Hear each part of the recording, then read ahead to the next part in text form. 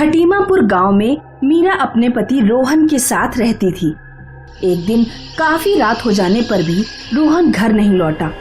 मीरा बार बार रोहन का phone try कर रही थी, लेकिन फोन भी नहीं लग रहा था।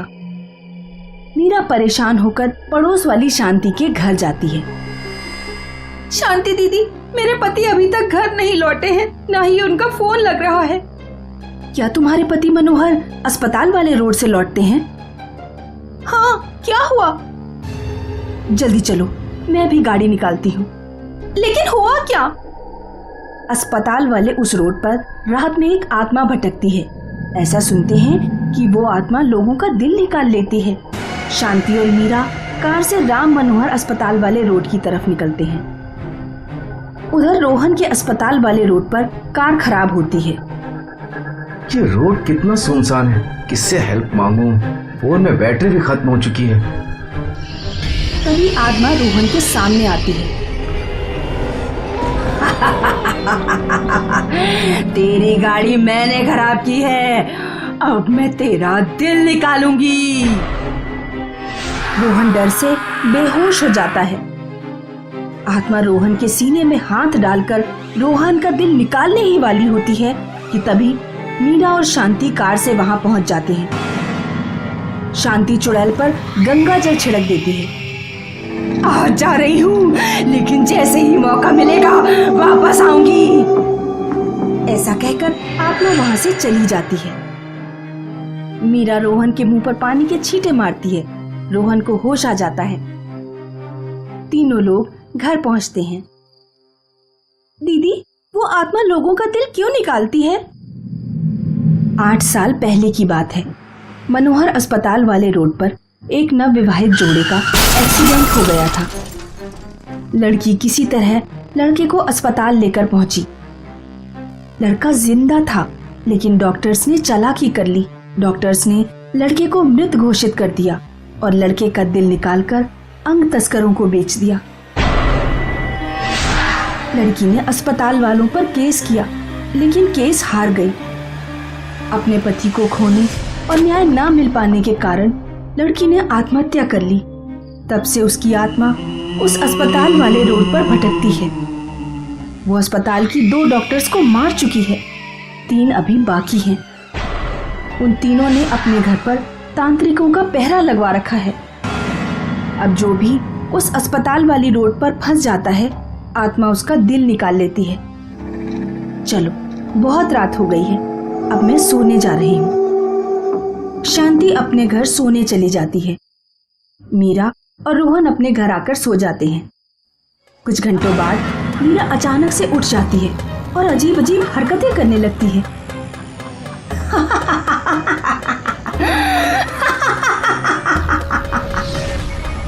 रोहन घबराकर उठ बैठता है।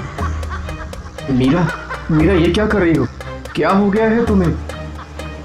मीरा टेबल पर पड़ा चाकू उठाती है और रोहन पर हमला करने के लिए दौड़ती है। तू उस समय तो मुझसे बच गया, लेकिन अब नहीं बचेगा। रोहन दौड़कर कमरे से बाहर जाता है और मीरा को कमरे में ही बंद कर देता है। मीरा अंदर कमरे में भयानक तरीके से चिल्लाती है। रोहन शांति का दरवाजा खटखटाता है। शांति दरवाजा खोलती है। शांति दीदी, मीरा को अचानक पता नहीं क्या हो गया, वो मेरे ऊपर हमला कर रही है। लगता है वो अस्पताल वाले रोड की आत्मा मीरा के शरीर में घुस गई है। मैं अभी फोन करके तांत्रिक को बुलाती हूँ। शांति फोन करती है और तांत्रिक को बुलाती है। कुछ देर बाद तांत्रिक आता है और दरवाजा खोलता है। कौन है तू और इन लोगों को क्यों सता रही है? चुप कर बुड्ढे, कुछ नहीं बताऊंगी मैं तुझे। अगर नहीं बताएगी तो मैं तुझे हनुमान चालीसा पढ़कर भस्म कर दूंगा। मैं अल्पना हूँ। उन डॉक्टर्स ने मुझसे मेरे पति को छीन लिया। हम दोनों एक दूसरे से बहुत प्यार करते थे।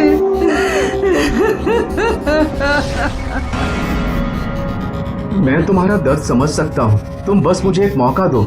मैं उन अस्पताल के बाकी डॉक्टर्स को सजा दिलवाऊंगा। मेरा भरोसा करो, मैं एक वकील हूँ। जब आज तक मुझे न्याय नहीं मिला तो अब क्या मिलेगा? प्लीज मुझे एक मौका दो खुद को साबित करने का और मेरी पत्नी को छोड़ दो। ठीक है, मैं तुम्हें एक मौका देती हूँ। अगर उन डॉक्टर्स को तुम सजा नहीं दिलवा पाए तो मैं वापस आऊंगी। इतना कहकर आत्मा मीरा के शरीर को छोड़ देती है। रोहन अस्पताल के डॉक्टर के खिलाफ केस लड़ता है और तीनों डॉक्टर्स को फांसी की सजा दिलवाता है। तब आत्मा हमेशा हमेशा के लिए गायब हो जाती है। मीरगंज में आज मेघना की शादी थी। मेघना के पिताजी सेठ रायचंद बहुत डरे हुए थे। रायचंद के दोस्त राघव गुप्ता रायचंद के घर पहुंचते हैं। अरे रायचंद, ये किस तरह की शादी हो रही है गांव में? बिल्कुल सन्नाटा है, कोई रौनक नहीं है। दोस्त क्या बताऊं, इस गांव में कटे हाथों वाली चुड़ैल का साया है। कटे हाथों वाली चुड़ैल? पिछले कई सालों से जब भी गांव में किसी लड़की की शादी होती है तो वो चुड़ैल गांव में आती है और दुल्हन के हाथ काट कर ले जाती है। अच्छा, तो ये बात है, तभी तुम गांव के लोग इतना डरे हुए हो। लेकिन तुम चिंता मत करो, मैं एक साइकियाट्रिस्ट हूँ। मैं भूतों के बहुत से केस हैंडल कर चुका हूँ। तभी अचानक से मेघना दौड़ते हुए आती है। क्या हुआ बेटी, इतनी घबराई हुई क्यों हो? पापा जल्दी चलिए, चुड़ैल अपने पैरों से हमारे टॉमी का गला घोट रही है। रायचंद, मिस्टर गुप्ता और मेघना दौड़कर जाते हैं। तब तक चुड़ैल टॉमी को मारकर जा चुकी होती है। तीनों बहुत दूर एक घर में चुड़ैल को घुसते हुए देखते हैं। यहाँ चुड़ैल की एक झलक दिखाई देती है। रायचंद और गुप्ता चुड़ैल का पीछा करते हुए उस घर में पहुंचते हैं, लेकिन चुड़ैल उस घर के सारे लोगों को भी मार चुकी होती है। घर की फर्श पर सारे लोगों की लाशें पड़ी होती हैं। कटे हाथों वाली चुड़ैल रायचंद्र और गुप्ता के सामने आती है। आओ मीरचंद के जालिमों, इस गांव में जिस लड़की की भी शादी होगी उसे अपने हाथों की बलि देनी पड़ेगी। आज तुम्हारी लड़की की बारी है रायचंद्र। लेकिन क्यों? तभी अचानक चुड़ैल गायब हो जाती है और बाहर से मेघना के चीखने की आवाज आती है। पापा बचाओ, बचाओ! रायचंद्र और गुप्ता बाहर भागते हैं। जब तक वे दोनों मेघना के पास पहुंचते हैं, चुड़ैल मेघना के दोनों हाथ काटकर ले जा चुकी होती है। रायचंद्र रोने लगता है। मेरी बेटी, वो जालिम चुड़ैल मेरी बेटी के दोनों हाथ ले गई। कोई गांव वाला बचाने नहीं आया। भगवान, ये तूने क्या किया? तभी गुप्ता की नजर धरती पर पड़े एक फटे हुए कपड़े पर पड़ती है। रायचंद, रोना बंद करो। ये देखो, चुड़ैल की साड़ी का कपड़ा लगता है।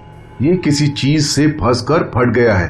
तो अगर किसी चुड़ैल के कपड़े में हनुमान की मूर्ति लपेट कर रख दो तो उसे अपने काबू में किया जा सकता है।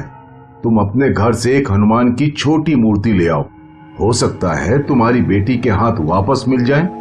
मिस्टर गुप्ता चुड़ैल के कपड़े में जैसे ही हनुमान की मूर्ति लपेटते हैं, वैसे ही चुड़ैल की रो रोकर चिल्लाने की आवाज आने लगती है।